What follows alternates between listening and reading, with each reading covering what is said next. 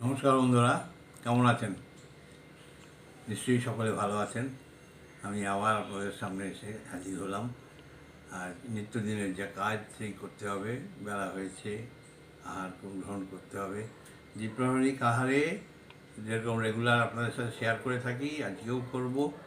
তার আগে একটা কথা বলে নিই, এসআইআরের যে শঙ্কা দ্বিধা ইত্যাদি ছিল, সেটা থেকে আমরা মুক্তি পেয়েছি।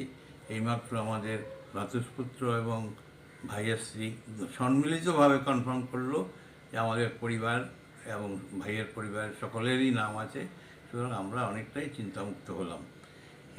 এখন আসি আজকের খাবারে দেখুন আজকে কী কী আজকে দিয়েছে।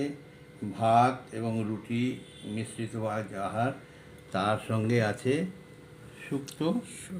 যদিও এটা কালকের তৈরি, কিন্তু অনেকটাই থাকে বলে আমরা দুজনই লোক, অনেকটা থাকে, তাই খেতেই হয়। এর সঙ্গে আছে শাক ভাজা, আর আছে ডাঁটা এবং কুমড়ো আলু ইত্যাদি দিয়ে একটা নতুন বানিয়েছে, কি খেয়ে দেখব, দেখে তো ভালোই মনে হচ্ছে। আর আছে আলু ফুলকপি দিয়ে সুন্দর করে এক ঝোল ঝোল করেছে।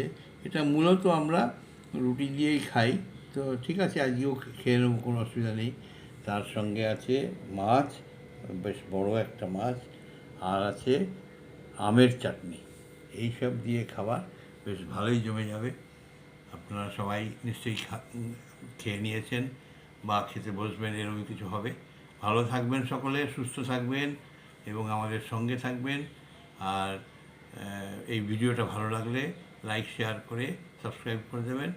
আর যদি ফেসবুক বা ইনস্টাগ্রামে দেখেন তাহলে ফলো করবেন। নমস্কার।